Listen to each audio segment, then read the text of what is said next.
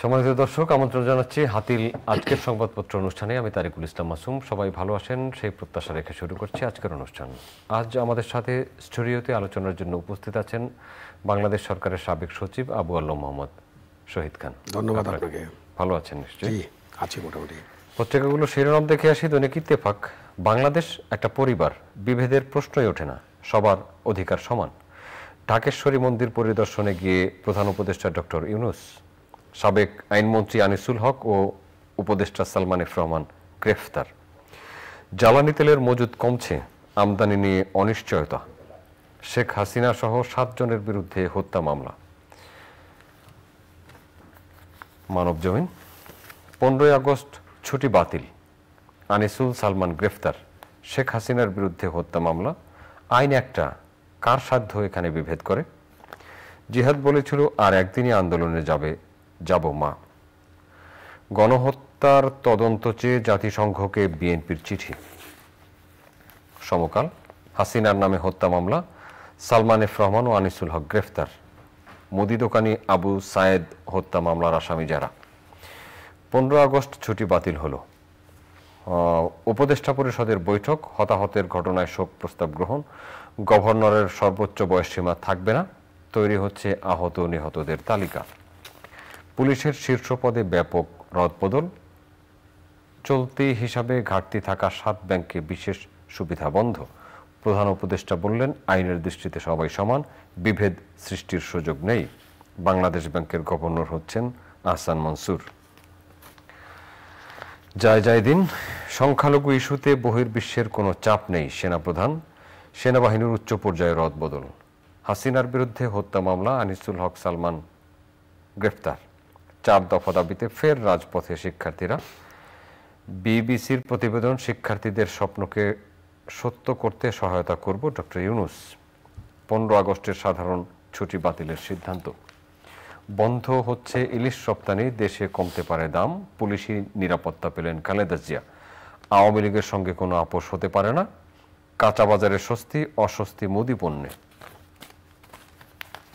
কালবেলা, চ্যালেঞ্জে প্রচলিত ছাত্র রাজনীতি, দলীয় লেজুর বৃত্তির বিরুদ্ধে সাধারণ শিক্ষার্থীরা। 15 আগস্টের সাধারণ ছুটি বাতিল, হাসিনা কাদের সহ 7 জনের বিরুদ্ধে হত্যা মামলা।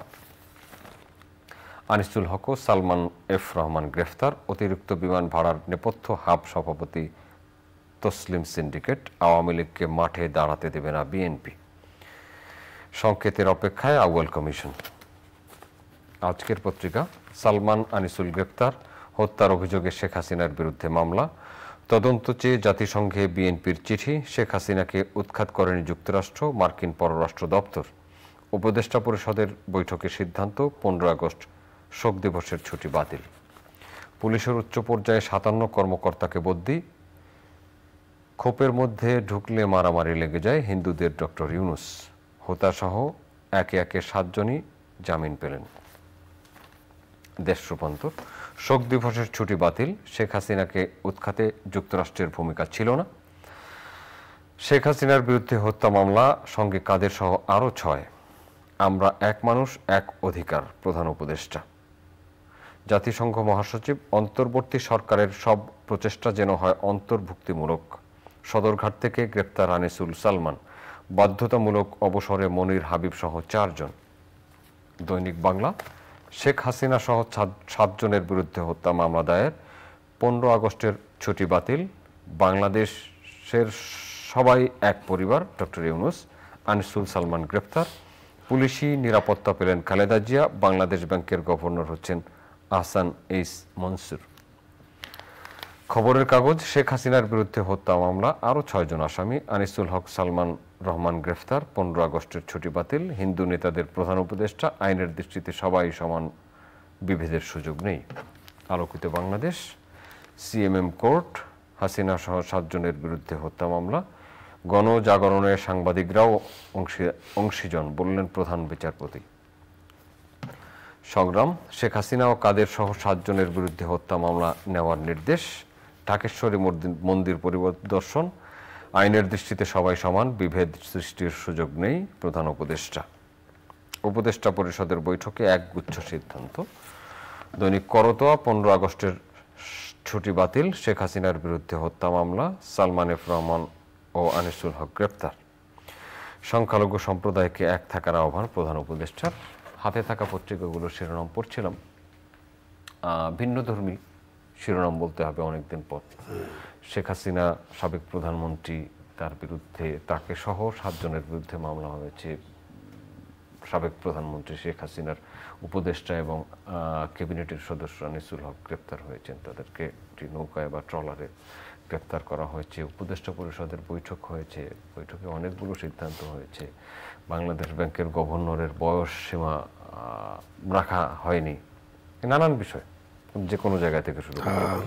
আমরা যদি শুরু করি সংখ্যালঘুদের সাথে আজকের যে বৈঠকটা, এটা শুরু করি। এটা খুব গুরুত্বপূর্ণ ছিল, এই জন্য ঢাকেশ্বরী জাতীয় মন্দিরেও ঢাকেশ্বরী জাতীয় মন্দিরে উনি গিয়েছেন এবং ওইখানেই বৈঠকটা হয়েছে। এমন না যে কোনো বড় জায়গায় ডেকে এনে তাদের সাথে কথা বলা হয়েছে। এটা একটা ডিপার্চার এবং ভালো যে দেশের যিনি প্রধান দায়িত্বে আছেন তিনি একটা মন্দিরে গেলেন এবং সেখানেই নেতাদের সাথে বৈঠক করলেন এবং খুব সাদামাঠা পরিবেশে, যেটা আমরা দেখছি গত কয়েকদিন ধরে, যে যেখানে ডক্টর ইউনূস যাচ্ছেন প্রধান উপদেষ্টা, সেখানে কিন্তু তিনি যে ওই নর্মাল প্রোটোকল এবং আপনার সিকিউরিটির যে ব্যারিয়ার, এইসব থেকে কিছুটা সরে গিয়ে উনি ওনার কাজগুলো করার চেষ্টা করছেন। এটা অবশ্যই খুবই প্রশংসার দাবি রাখে এবং এটাই হওয়া উচিত।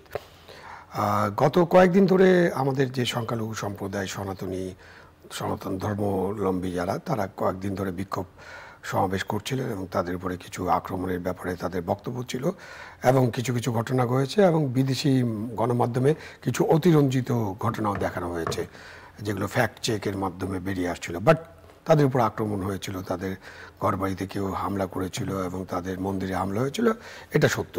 সুতরাং এই বিষয়ে সনাতনী নেতাদের সাথে বা বৌদ্ধ খ্রিস্টান যে পরিষদ আছে, হিন্দু বৌদ্ধ খ্রিস্টান, তাদের সাথে কথা বলা এবং তাদেরকে সুরক্ষা দেওয়ার ব্যাপারে দৃঢ়তা দেখানো, এটা দরকার ছিল। এবং আমরা তো বাংলাদেশ একটা মানবিক, অসাম্প্রদায়িক, গণতান্ত্রিক বাংলাদেশের স্বপ্ন আমরা দেখি সবসময় এবং এই স্বপ্ন আমাদের মুক্তিযোদ্ধারা দেখেছিল 71 সালে এবং সেই গণতান্ত্রিক, মানবিক, অসাম্প্রদায়িক বাংলাদেশ করার জন্য কিন্তু লড়াইটা হয়েছিল এবং সেই লড়াইয়ে অনেক রক্তক্ষয় হয়েছিল এবং সেই 54 বছর ধরে আমরা সেটার জন্য ঘুরপাক খাচ্ছি, মানে সেই স্বপ্ন দেখছি, লড়াই করছি, আবার লড়াইয়ে হেরে যাচ্ছি, আবার লড়াই করছি, ঘুরে দাঁড়ানোর চেষ্টা করছি। এর মধ্যে কিন্তু বাংলাদেশ আছে। তো এখন ধরেন নতুন একটা পরিস্থিতিতে সংখ্যালঘুদের নিরাপত্তার বিষয়টা আরও জোর করে বলা, এবং তারাই তো এই দেশের নাগরিক, তাদেরকে সংখ্যালঘু বলা বা তাদেরকে কোনো ধর্মীয় কারণে পৃথকভাবে দেখার কোনো সুযোগ নেই, যেটা আজকে আমাদের প্রধান উপদেষ্টা পরিষ্কার করেছেন। এবং তাদেরও এটা বুঝতে হবে যে তারা নাগরিক হিসেবেই তাদের যে অধিকারগুলো আছে সেগুলো তারা চাইবেন, এটাই প্রত্যাশা করা যায়। সো এই বিষয়ে ভালো পদক্ষেপ এবং আমাদের প্রত্যাশা থাকবে যে তাদের উপরে আর কোনো হামলা হবে না, নির্যাতন হবে না এবং তারা শঙ্কার মধ্যে থাকবেন না, ভয়ের মধ্যে থাকবেন না। মানে বাংলাদেশের কোনো মানুষ ভয়ের মধ্যে থাকবেন না, এটাই হচ্ছে বাংলাদেশের স্ট্যান্ডার্ড হওয়া উচিত। ভয়ভীতিহীন পরিবেশে মানুষ যাতে থাকতে পারে, যে কোনো মানুষ তার মত প্রকাশ করতে পারে, তার দ্বিমত প্রকাশ করতে পারে, এটা একটা ইম্পর্টেন্ট এজেন্ডা। দ্বিমত প্রকাশের সুযোগ থাকতে হবে। সব মিলিয়ে বাংলাদেশে আমরা একটা গণতান্ত্রিক পরিবেশে সবাই তার কথাবার্তা বলতে পারবেন, সংখ্যাহীনভাবে জীবনযাপন করতে পারবেন, তার ব্যবসা বাণিজ্য করতে পারবেন, যার যে কাজ, যিনি যে কাজ করেন সেটা করতে পারবেন, তার নাগরিক হিসেবে মুক্তভাবে ঘোরার অধিকার থাকবে, মুক্তভাবে মত প্রকাশের অধিকার থাকবে, রাতের বেলা ভালোভাবে শান্তিতে ঘুমাতে পারবেন। সব মিলিয়ে আমাদের যে বিগত কয়েকদিনে আইন শৃঙ্খলা পরিস্থিতি, সেটা একটা সমস্যা এবং একটা চ্যালেঞ্জ ছিল। ধীরে ধীরে এটার উন্নতি ঘটছে এবং আরও উন্নতি ঘটবে এবং আমাদের প্রত্যাশা হবে যে দেশের আইন শৃঙ্খলা পরিস্থিতি স্বাভাবিক হবে এবং সেই স্বাভাবিক আইন শৃঙ্খলা পরিস্থিতিতে আমাদের যা যা করণীয় সেগুলো আমরা করতে পারব। পুলিশ সদস্যরা থানায় ফিরছেন, ট্রাফিক পুলিশরাও রাস্তায় দেখা গেছে, যদিও এখনো ছাত্ররা সেই সাপোর্টটা দিয়ে যাচ্ছে না। আসলে তো ছাত্রদের সাপোর্টটা আমরা যদি চিন্তা করি, এটা একটা বিগ সাপোর্ট। মানে আমি যখন রাস্তায় বের হই, আমি ধরেন ধানমন্ডির একটা রাস্তা 20 ব্রিগেড থেকে মোহাম্মদপুর পর্যন্ত, সেই রাস্তায় 100-র বেশি 150-র বেশি ছাত্র কাজ করতেছেন, বাট আমাদের পুলিশ সদস্য এতটা নেই। এবং এখন একটা সুবিধা হলো যে এখন আমাদের আইন মানার প্রবণতা ওটা বাড়ছে। মানে সোকল ভিভিআইপি মোটরসাইকেল নিয়ে ছুস করে ঢুকে যাবেন, এটা কিন্তু আমরা এখন করছি না, কারণ আমরা একটা নতুন পরিবর্তনের মধ্যে আমরাও একটু ঠিকঠাকভাবে, নাগরিকরা যারা গাড়ি চালান তারাও ঠিকঠাকভাবে চলছেন। দেখা যায় যে এই যেটা নতুনভাবে যখন শুরু হয়ে যাবে, যখন ছাত্ররা তারা তো আর সারা জীবন এখানে থাকতে পারবে না, এবং কয়েকদিন হয়তো আরো থাকতে পারবে, বাট তাদেরকে তো শিক্ষাঙ্গনে যেতে হবে। ছাত্রদের তখন নাগরিকরা যেন এখন যেরকম আচরণ করছেন সেরকম আচরণ করেন, তাহলেই কিন্তু ট্রাফিক পুলিশের পক্ষে এটার শৃঙ্খলা ফিরিয়ে আনাটা সহজ হবে। আর তাদের বিরুদ্ধে যে সমস্ত অভিযোগ আছে, তারা গাড়ি থামান, টাকা নেন, সেসব ব্যাপারে তারা নিজেরাই ভাবনা করবেন, নিশ্চয়ই তাদের মধ্যেও একটা পরিবর্তন আসবে। মানে এটা দ্বিপাক্ষিক পরিবর্তনের বিষয়। যারা গাড়ি চালাবেন, যারা রাস্তায় থাকবেন, তাদেরকেও ঠিকঠাক মতো চলতে হবে, এবং যারা এটা নিয়ন্ত্রণ করবেন তাদেরকেও ঠিকঠাক মতো চলতে হবে। মানে আইনের কাঠামোর মধ্যে চলতে হবে, যেটা আমরা 54 বছরে প্রতিষ্ঠা করতে পারিনি। শিক্ষার্থীদের কথা বলতেই হয়। শিক্ষার্থীরা এত বড় আন্দোলন করলেন, তারা এখনো রাস্তায় আছেন। তাদের তো আসল জায়গা শিক্ষা প্রতিষ্ঠান। অফকোর্স শিক্ষা প্রতিষ্ঠানগুলো খোলার ব্যাপার আছে। এইচএসসি পরীক্ষা বন্ধ আছে অনেকদিন, আরো কতদিনে পরীক্ষা শুরু হতে পারবে, সে বিষয়গুলো ভাবার ব্যাপার আছে। অবশ্যই ভাবার ব্যাপার আছে, সেগুলো নিশ্চয়ই ইমিডিয়েটলি সিদ্ধান্ত হবে। মানে অনেক কিছু নিয়ে তো ভাবার ব্যাপার আছে, এবং একটা বিশাল পরিবর্তন ছাত্র গণ অভ্যুত্থানের ফলে একটা সরকার গঠিত হয়েছে, অন্তর্বর্তীকালীন সরকার, এবং ছোট একটা সরকার, এবং তার মধ্যে নানান অসুবিধার সৃষ্টি হয়েছিল। পুলিশ একেবারেই উইথড্র হয়ে গেছিলো থানাগুলো থেকে, এবং আমরা জানি কী কারণে উইথড্র হয়েছিল। অনেক পুলিশ নিহত হয়েছেন, থানাগুলো পুড়ে গিয়েছিল, তাদের অস্ত্র লুটপাট হয়ে গেছিলো। সুতরাং তাদের তো কনফিডেন্স ফিরিয়ে দেওয়ার ব্যাপারটা ছিল। তো এখন ধীরে ধীরে এই পরিস্থিতি উন্নত হবে বলে আমার প্রত্যাশা। উপদেষ্টা পরিষদের বৈঠকে সিদ্ধান্ত হয়েছে অনেকগুলো গুচ্ছ সিদ্ধান্ত হয়েছে। 15ই আগস্টের ছুটি বাতিল করা হয়েছে। আমরা কথা বলছি, এটা এক্সিকিউটিভ অর্ডারে ছুটি ছিল। এখন উপদেষ্টা পরিষদ যদি মনে করেন যে না, তারা ছুটি রাখবেন না, তারা সেই সিদ্ধান্ত নিতেই পারেন। জাতীয় শোক দিবস তো আর বাতিল হয়নি, ছুটিটা বাতিল হয়েছে। সুতরাং যাদের শোক পালনের ইচ্ছা আছে তারা শোক পালন করতে পারেন। আমি প্রত্যাশা করব নিশ্চয়ই কাউকে শোক পালনে বাধা দেওয়া হবে না, কারণ এর জন্যই তো এত বড় আন্দোলন। যার যিনি যেভাবে মতামত প্রকাশ করতে চান, সেভাবে তাকে মতামত প্রকাশ করতে সুযোগ দেওয়া হবে। হয়তো রাষ্ট্রীয়ভাবে শোক পালন হবে না, সেটা কি হবে এটা আমি এখনো জানি না, বাট ছুটি বাতিল হয়েছে। তো সেটা থেকে কালকে বা পরশু তখন আমরা বুঝতে পারবো যে আসলে কি হচ্ছে, রাষ্ট্রীয়ভাবে কি করা হচ্ছে। তার আগ পর্যন্ত তো আমরা ঠিক বুঝতে পারবো না। আওয়ামী লীগ সরকারের পতনের পর প্রথম আওয়ামী লীগের সভাপতি এবং সাবেক প্রধানমন্ত্রী শেখ হাসিনার বিরুদ্ধে হত্যা মামলা হয়েছে 7 জন সদস্য সহ। প্রধানমন্ত্রী শেখ হাসিনার শিল্প এবং বাণিজ্য বিষয়ক উপদেষ্টা এবং তার ক্যাবিনেটের আইনমন্ত্রী গ্রেপ্তার হয়েছেন। আমাদের এখানে একটু দুটি মামলায় আমাদের এখানে একটু দেখতে হবে যে এই মামলার নেচার, এগুলো নিয়ে আমাদেরকে একটু আলাপ আলোচনা করতে হবে।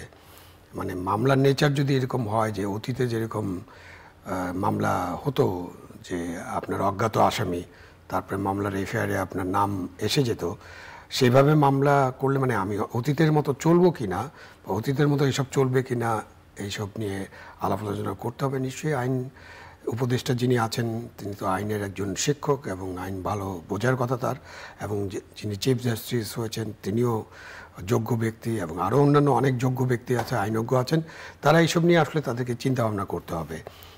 আপনি অনেক মামলা হতে পারে, মামলার যদি কারণ থাকে মামলা হবে, কিন্তু অকারণে আমরা অতীতে যেটা দেখেছি, অকারণে মামলা করে মানুষকে হয়রানি করা, সেটা যেন না হয়, সেটা একটা প্রত্যাশা নাগরিক হিসেবে আমার আছে। আপনার হুকুমের আসামি, এটা খুব মজার একটা মামলা। এর জন্য জুলফিকার আলী ভুট্টোর ফাঁসি পর্যন্ত হয়ে গিয়েছিল, আপনার নিশ্চয়ই খেয়াল আছে, আমরা দেখেছি। তো এই যে হুকুমের আসামি করা যাবে কি না, হুকুমের আসামি করলে কিভাবে আপনি মামলাটাতে যাবেন, এখানেও একটা পরিষ্কার বক্তব্য থাকা উচিত যে সব কিছুই আইন, বিধিবিধান, সংবিধানের আলোকে ঘটতে হবে। এমন যেন না মনে হয় যে একটি সরকারের পতন হয়েছে, আমরা সেই সরকারের সবার উপরে খড়গস্ত হয়ে গেলাম এবং তাদের বিরুদ্ধে অন্যায়ভাবে মামলা শুরু করলাম। এই বিষয়টা যেন মানুষের কাছে মনে না হয়, যেটা অতীতে হয়েছে। আমরা অতীত থেকে শিক্ষা নেওয়ার কথা, সুতরাং শিক্ষা নিয়ে আমরা ভবিষ্যতের দিকে আগুয়ান হব এবং আমাদের এখানে আইনের শাসন প্রতিষ্ঠা করব, সেটাই হলো আসল জিনিস। পুলিশি নিরাপত্তা পেয়েছেন বেগম খালেদা জিয়া, সাবেক প্রধানমন্ত্রী। এই নিরাপত্তা কেন তুলে নেওয়া হয়েছিল এটা নিয়ে তো অনেক বিতর্ক আছে। বেগম খালেদা জিয়ার যখন বিদেশে চিকিৎসার জন্য বারবার আবেদন করা হচ্ছিল, আমরা এখানে বসে অনেক আলোচনা করেছি, এবং আমি তখনও পরিষ্কারভাবে বলেছি যদি তার চিকিৎসকরা মনে করেন যে তার বিদেশে চিকিৎসার দরকার আছে, তাকে অবশ্যই বিদেশে চিকিৎসা করার বা করতে যাওয়ার সুযোগ দেওয়া উচিত। এটা উনি বাংলাদেশের সাবেক প্রধানমন্ত্রী, এবং উনি যেহেতু উনার নামে এখনো মামলা নেই, উনি একজন মুক্ত নাগরিক, বাট সাবেক প্রধানমন্ত্রী হিসাবে তার একটা নিরাপত্তা পাওয়ার অধিকার আছে এবং নিরাপত্তা দেওয়া হয়েছে। এটা তো এই কাজ তো নিঃসন্দেহে ভালো কাজ এবং এটা আইনানুগ কাজ করেছেন বলে আমি মনে করি।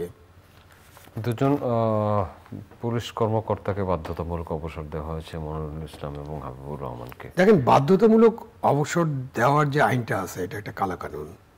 আপনার 25 বছর চাকরি হলে আপনাকে বাধ্যতামূলক অবসর দিতে পারে সরকার, বাট এটা আমার অনেকবার আমি বলেছি এটা একটা কালাকানুন।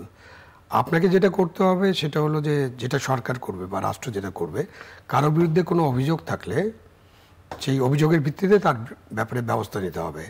এখন ধরেন রাষ্ট্রর তারা খুব সেন্সিটিভ পজিশনে ছিলেন এবং সেই পজিশনে থেকে তারা কিছু অন্যায় করছেন বলে অভিযোগ আছে, সুতরাং তাদেরকে সেই পজিশনে রাখা যাবে না, এটা একদম বাস্তবতা। সুতরাং তারা সেই পজিশনে থাকবেন না। তো তাহলে আপনি তাদেরকে নিউট্রাল একটা পজিশনে রাখেন, তাদেরকে অ্যাটাচ করেন আপনি হেডকোয়ার্টারে, অথবা তাদেরকে ওএসডি করেন, অ্যান্ড দেন তারা যে অন্যায়টা করছে সেই অন্যায়ের ব্যাপারে ফৌজদারি মামলা হলে ফৌজদারি মামলা হবে, তারা যদি দুর্নীতি করে থাকেন দুর্নীতির মামলা হবে, এবং তারা যদি শৃঙ্খলা ভঙ্গ করে থাকেন তাহলে ডিপার্টমেন্টাল প্রসিডিংস হবে। এবং তারপরে আপনি এটা মানে এই নয় যে বছরের পর বছর এগুলো চলতে থাকবে, সেটারও একটা টাইম লিমিট আছে। ওই টাইমের মধ্যে আপনি ব্যবস্থা নেন এবং তারপরে আপনি তাদের বিরুদ্ধে যা যা আইনানুগ ব্যবস্থা নেওয়ার সেটা নেন। সেটা এই বাধ্যতামূলক অবসর কোনো শাস্তি না। সেনাবাহিনীর ঊর্ধ্বতন অফিসারেরও পরিবর্তন হয়েছে, কয়েকজনের পদায়ন হয়েছে। আবার 2-3 দিন যাবৎ দেখা যাচ্ছে বিভিন্ন পদের বিভিন্ন প্রতিষ্ঠানের বিভিন্ন জায়গার পদায়নকৃত ব্যক্তিরা পদত্যাগ করছেন। পদত্যাগ করতে পারেন।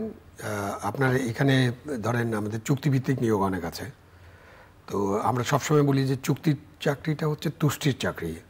মানে আপনি মনিবকে সন্তুষ্ট করার জন্য যিনি রাষ্ট্র ক্ষমতায় আছেন বা সরকার পরিচালনা করছেন, তারা যেহেতু চুক্তিভিত্তিক নিয়োগ দেয়, তখন একেবারে আপনি সরকারি কর্মচারীর বদলে আপনি দলের কর্মচারী হয়ে যান। সেই একটা সমস্যা আছে এবং এই সমস্যার কারণে চুক্তিভিত্তিক নিয়োগ নিয়ে নানান কথা আছে। তো চুক্তিভিত্তিক নিয়োগের ক্ষেত্রে 2টা পজিশন আছে। একটা হলো যে নতুন সরকার যেহেতু আসছে তারা সমস্ত চুক্তিভিত্তিক নিয়োগ বাতিল করে দিতে পারেন। আরেকটা হলো যে আপনি চুক্তিভিত্তিক নিয়োগে আছেন, আপনি জানেন যে আপনাকে আগের সরকার পছন্দ করে চুক্তিতে নিয়োগ দিয়েছে, সুতরাং আপনার যদি বিবেক এবং নৈতিকতার স্ট্যান্ডার্ডটা ভেরি হাই হয় তখন আপনি নিজের থেকে পদত্যাগ করবেন। বাট এখন যেটা ঘটছে যে কোথাও কোথাও চাপের মুখে কেউ কেউ পদত্যাগ করছেন, যেটা গ্রহণযোগ্য না। এটার একটা প্রসিডিওর আছে, প্রসিডিওর অনুযায়ী চুক্তি বাতিল হবে, উনি চলে যাবেন। সুতরাং এখানে চাপ দেওয়া, এখানে আন্দোলন করা, এখানে ঘেরাও করে রাখা, এগুলোর প্রয়োজন নেই। এগুলো সরকারকে বিব্রত করে। এই যে গণ অভ্যুত্থানের মধ্য দিয়ে, ছাত্র জনতার অভ্যুত্থানের মধ্যে দিয়ে যে সরকারটা গঠিত হয়েছে, তাদেরকে বিব্রত করার কোনো দরকার নেই। লেট দেম ওয়ার্ক, তাদেরকে তাদের কাজটা করতে দেন। তারা নিশ্চয়ই জানেন কখন কি কাজটা করতে হবে। হ্যাঁ, আপনি ছাত্র জনতা ভ্যানগার্ডের দায়িত্ব পালন করতে পারে, জেগে থাকতে পারে, ঘুমানোর দরকার নেই, খুব তাড়াতাড়ি পয়েন্ট আউট করতে পারে। বাট ওই অফিসে আমাদের কর্মচারীরা বা অফিসে যারা আছেন তারা নানান কারণে এসব করতে পারেন, সুতরাং ওখানে খেয়াল রাখতে হবে। তো কেউ কেউ পদত্যাগ করতে পারেন, খুব স্বাভাবিক, এবং সেই সব জায়গায় যোগ্য ব্যক্তিদের আপনাকে নিয়োগ করতে হবে। যেমন আহসান এম মনসুর, উনি খুবই যোগ্য মানুষ, প্রখ্যাত অর্থনীতিবিদ, এবং দেশের অর্থনীতি নিয়ে টক শোতে এবং নানান লেখাতে উনি অনেক কথাবার্তা বলেছিলেন। সুতরাং উনি হতে পারেন বাংলাদেশ ব্যাংকের গভর্নর, কিন্তু দেখেন ওনার জন্য কিন্তু আইন পরিবর্তন করতে হচ্ছে। এর আগে একজন গভর্নর ছিলেন ফজলে কবির, তাকে 6 মাস আইন প্রবন্ধ করে তার 6 মাস মেয়াদ বাড়ানো হয়েছিল, তখন কিন্তু তীব্র সমালোচনা হয়েছিল। আবার এটাও হতে পারে যে না, আমাদের যদি যোগ্য লোককে ব্যবহার করতে চাই সেই জন্য ওখানে কোনো বয়সসীমা থাকবে না, তো বয়সসীমা থাকবে না, সেটাও হতে পারে। কিন্তু এই সমস্ত জিনিস ঠিকঠাক করেই কিন্তু কাজগুলো করতে হবে, না হলে এগুলো নিয়ে পরবর্তীতে প্রশ্ন উঠবে এবং আমাদের তখন প্রশ্নের জবাব দিতে দিতে আমরা অস্থির হয়ে যাব। আচ্ছা, শেখ হাসিনাকে উৎখাত করেনি যুক্তরাষ্ট্র, মার্কিন পররাষ্ট্র দপ্তর। আমরা শেষ দিকে চলে আসছি। এই বক্তব্য তো হলো একটা রেসপন্স। মানে শেখ হাসিনা প্রাক্তন প্রধানমন্ত্রী, যিনি দেশ ছেড়ে চলে গিয়েছেন, তিনি কোথাও একটা স্টেটমেন্টে বলেছেন যে মার্কিন যুক্তরাষ্ট্র আমাকে উৎখাত করেছে। মানে এটা একটা ন্যারেটিভ ছিল, মানে ওনার দীর্ঘ বক্তব্য ছিল, সেখানে উনি মার্কিন যুক্তরাষ্ট্রকে দায়ী করেছেন। সুতরাং মার্কিন যুক্তরাষ্ট্রের যে ডিপ্লোম্যাটিক এরিয়া আছে বা তাদের যারা ডিপ্লোম্যাট আছেন বা তারা যারা রেসপন্স করবেন তারা রেসপন্স করেছেন, তারা বলেছেন না আমরা এই উৎখাতের সাথে যুক্ত ছিলাম না। এটা তো স্বাভাবিক যে তারা যদি কোনো কিছুতে যুক্ত না থাকেন তারা তো বলবেন যে আমরা এটার সাথে যুক্ত নেই। আবার এই যে ডিপ্লোম্যাটিক রেসপন্সের পরেও কথাবার্তা হতে পারে তারা গোপনে কিছু করেছেন কিনা। তো এগুলো একটু মানে পলিটিক্যাল ন্যারেটিভ, দুই পক্ষ দুই রকমের কথা বলবে। বাট আমার কাছে যেটা মনে হয় আমি পরিষ্কার যে বাংলাদেশের ছাত্র জনতার গণ অভ্যুত্থান ঘটেছিল, এটার পিছনে আমি অনেক আগেই বলছি যে তৃতীয় পক্ষ, অন্য পক্ষ, চতুর্থ পক্ষ নানাবিধ দোষারোপ করে তো কিছু হবে না। আমাদেরকে বুঝতে হবে যে কেন এই ছাত্র গণ অভ্যুত্থানটা হয়েছিল, কোথায় আমাদের ত্রুটি ছিল, কোথায় আমাদের সীমাবদ্ধতা ছিল। মানে যারা এটা আগের সরকারে ছিলেন তাদেরকে এখন তাদের 16 বছর বা তাদের 10 বছর তাদেরকে মূল্যায়ন করতে হবে, আত্মমূল্যায়ন করতে হবে। এবং আমাদের অন্যান্য রাজনৈতিক দলকেও আত্মমূল্যায়ন করতে হবে। প্রত্যেক দলের সাথে তো এরকম ঘটনা ঘটেছে। মানে দেশে আমরা খুনির কথা শুনতে শুনতে জনগণ টায়ার্ড। খুনি জিয়া, খুনি এরশাদ, খুনি খালেদা জিয়া, খুনি হাসিনা, আমরা মানে খুনি খুনি খুনি খুনি। তো সেখানে আমাদের একটা পরিসমাপ্তি টানতে হবে, কাউকে যেন আর খুনি বলতে না হয়। ধন্যবাদ আবু আলম মোহাম্মদ শহীদ খান। সম্মানিত দর্শক, এতক্ষণ আমাদের সাথে থাকার জন্য অসংখ্য ধন্যবাদ। আগামী অনুষ্ঠান দেখার আমন্ত্রণ রইল, দেখা হতে পারে সেই অনুষ্ঠানে। ভালো থাকবেন সবাই, আপনাদের সবার জন্য অনেক অনেক শুভকামনা।